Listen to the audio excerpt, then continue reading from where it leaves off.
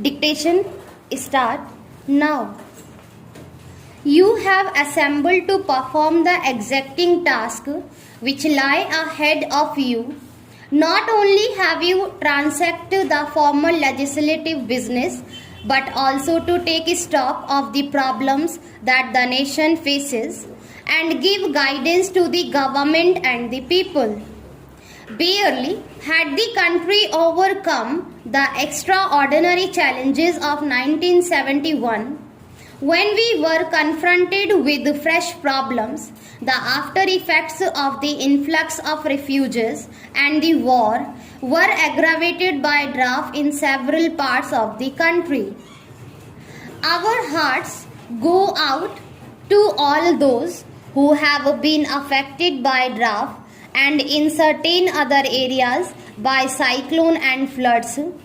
Works on a large scale were undertaken in all affected areas to provide employment and relief. Our buffer stock of food grains, along with the strengthening of the public distribution system, enabled the government to meet the situation. In 1972, about 10.6 million tons of grains were distributed through the public system. Invariably, the drought led to a fall in food production, particularly in the areas of rain-fed cultivation, and this, in turn, influenced prices, which have registered a sharp, remarkable increase. Since May last year, this has been a matter of grave concern to my government. In addition to strengthening the public distribution system, as mentioned above, an emergency program was launched to increase Rabi and summer food grains production to offset the loss of Kharif output. We expect a good Rabi crop this year. Nonetheless, we must husband all available food resources and avoid waste. Prices of food articles can be brought under check and the interest of the common people safeguarded by taking over the surplus of wheat and rice by eliminating wholesale traders and by organizing distribution of food grains, especially to scarcity areas and the vulnerable section of the population. The wholesale trade in wheat will be taken over from the coming wheat marketing session. This will be followed by the takeover or wholesale trade in rice.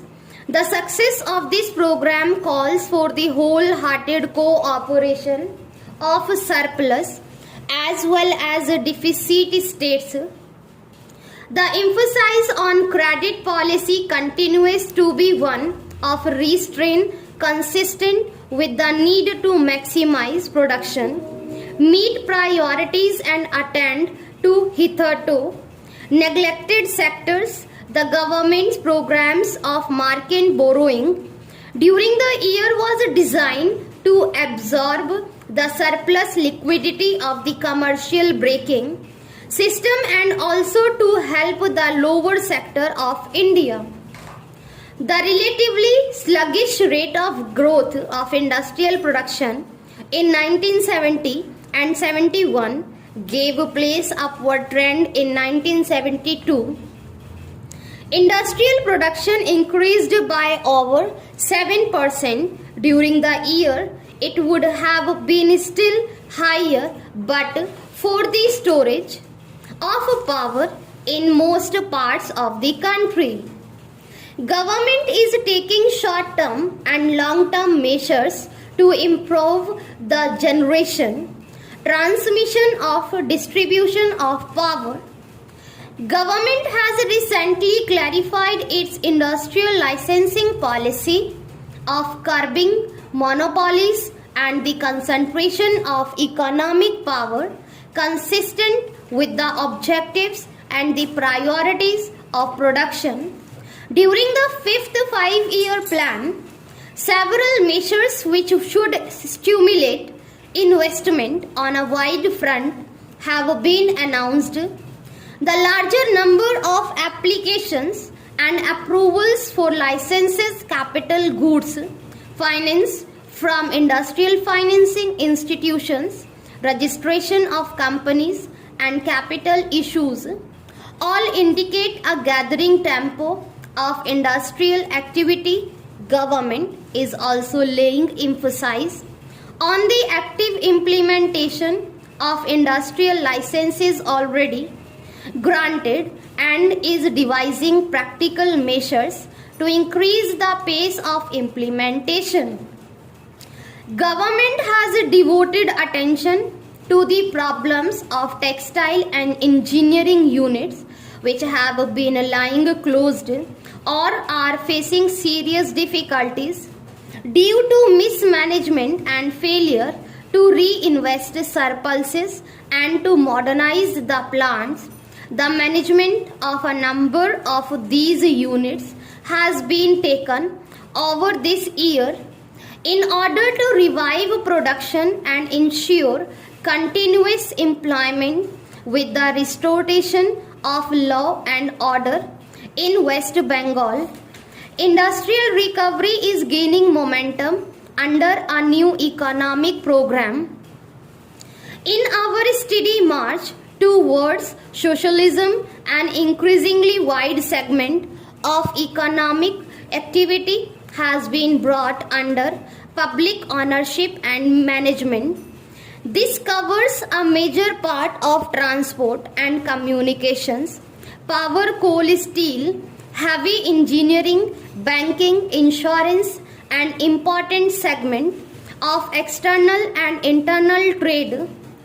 As a result of the vigorous steps taken by government, a definite improvement was discernible in most public sector units last year. Ultimately, production and the quality of service to the people in all these fields depend on the dedication and sense of involvement of management, managers and workers.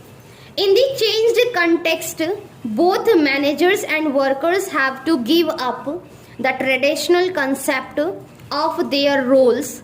Management has to develop new attitudes and look upon workmen as participants in the service of the people. Workers should not allow trade union rivalry or to prevent them from fulfilling their historic role of being in the vanguard of socialist transformation by making our public enterprises successful and models of service to the people to achieve highest national growth. On its part, government recognizes the central role of the worker in the economic process and shall help for this.